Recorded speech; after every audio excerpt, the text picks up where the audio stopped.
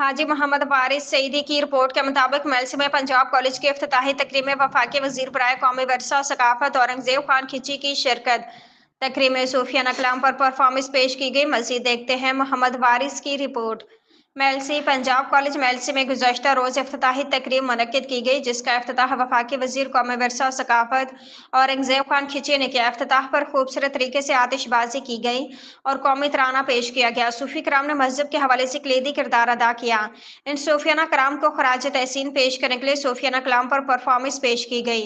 वफाकी वजीर औरंगजेब खान खिची ने पोजीशन होल्डर तलबा तालबात में चेक, अवार्ड और मेडल तकसीम किए और मेलसी में आने वाले तरक्याती मनसूबों का भी जिक्र किया। प्रिंसिपल अमजद सियाल ने तमाम शुरका का शुक्रिया अदा किया।